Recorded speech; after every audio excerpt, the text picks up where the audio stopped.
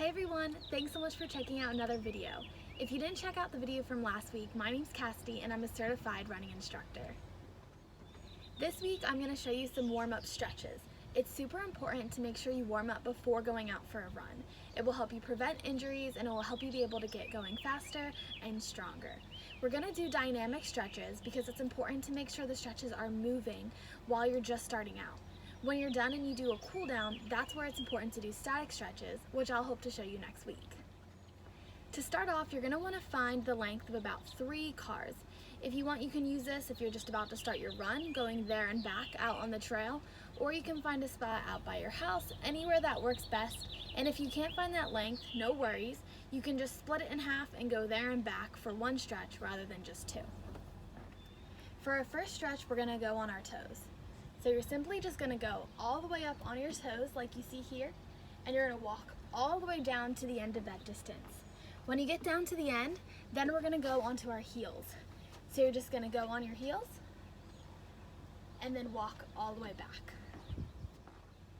So once we've done that and we're down at the end, we're going to do our scoops. The scoops are my favorite stretch and you can really feel that in your calf muscle. So you're going to put your heel out on the ground, simply like this. And you're just literally going to bend down and you're going to scoop. This leg is going to bend just a little bit so you can really feel that here in the leg. And you're going to go all the way down. Then you're going to take a few steps in between and you're going to do the same thing on the other side all the way down that distance that you had. So once you get all the way down to the end there, we're going to do 2 stretches in one. So we're going to start off by what I like to call hugging the knee. So you're going to bring your leg up. You're going to give it a big hug, and then you're going to switch right, and you're going to do your quad stretch. If you're able to grab it with 2 hands and stretch up, that's good, but if not, just take it with 1 hand and pull it as far as you can go. Then you'll do a few steps again, and the same thing on the other side. Going all the way down, so you're really feeling that stretch. So our next stretch is then going to be the Frankensteins. So for this one, we're going to do going down and then coming back, we're going to do the opposite of the Frankensteins. I call it that because I really don't have a name for it. So it's pretty much just the opposite. So for the Frankensteins, you're just going to come up, your leg is going to kick. So make sure there's nothing in front of you that you're going to kick. But you're going to come up and you're going to bring it, kick, a few steps. I'll move backwards so you can see, but you would take a few steps, same thing. On the other side and going all the way down to really get that stretch. So then when you come back, we're going to do the opposite of the Frankensteins. So still kicking, but we're going to be kicking backwards instead. So we still get that leg motion. So you're going to come down onto the ground with your hands going all the way down, and you're going to kick that leg up in the air, keeping this opposite leg straight so you can really feel that stretch.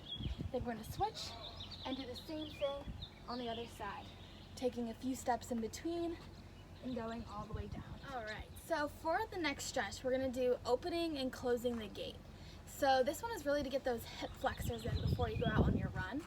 So we're going to start with opening the gait. You're going to go all the way down and then you're going to come back to close the gait. So what you're going to do is you're going to bring your knee up and you're going to literally open and then bring it down. So you'll really be able to feel that in there. So then you're going to take a few steps again. And same thing on the other side, knee up and then leg over, going all the way through. So then when you get down to the other side, we're gonna do the closing of the gait. So this one, you're gonna start with your leg open and bringing it in to bring it a close. So you're gonna bring your leg up and then close it in and bring your knee back down. So your leg up, close it in and back down. It's okay if balance is a little bit difficult. You'll get the hang of it. As long as you're getting that motion, that's all that matters right now. So for our last stretch, it's a little bit more optional. You don't have to do this one if you don't want to, but it's really great for you if you do. So we're gonna do some leg swings. So for this one, you might wanna have something that you can hold on to, but if not, and you have great balance, then that's good, you can do that too. So for our leg swings, we're gonna start off, you're just gonna swing forward. You're going to want to do each about 15 times since you're not walking this one the full distance. So when you're going forward, you might be holding on to a lamppost or holding onto a chair, whatever that is, And you're just gonna swing it up 15 times. Same thing on the other side if you're holding or if you're doing it. And then we're gonna do it sideways, where I find it's a little more difficult. So if you are holding onto a lamppost or something, you might wanna hold out in front of you to be able to do it that way to make it so your leg can move. But you're literally just gonna swing it sideways. So getting that leg motion there. And then on the other side too, swinging it sideways. And then really you'll be able to feel that before you go out. And that's an optional stretch. You don't have to do that one if you don't want to, but I'm sure you'll be happy to do it if you do. So if you wanted, before all of these stretches, you could also do a small warm-up. So if you're gonna be going on a short or a light run, you could do a walking warm-up. If it's gonna be a little harder, you could do a jogging warm-up. But make sure your warm-up is not hard. It's very easy, maybe 10 minutes, 5 to 10 minutes to get your juices flowing so you'll be able to really feel those stretches. But if you don't do a warm-up, that's okay. It will make the stretches better though for when you get out there. So stretching is super important, and if you know me, it's all I talk about because stretching just saves you from injuries, and even if you have injuries, it helps them. So please do not ignore stretching. It will change your life. It changed mine because once I didn't stretch and I got many injuries, and now I do, and it's a completely different world. So I strongly suggest stretching, definitely before and definitely after.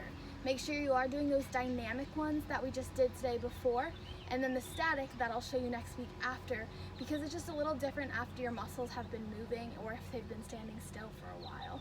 So definitely stretch. You could even do some yoga or anything like that too.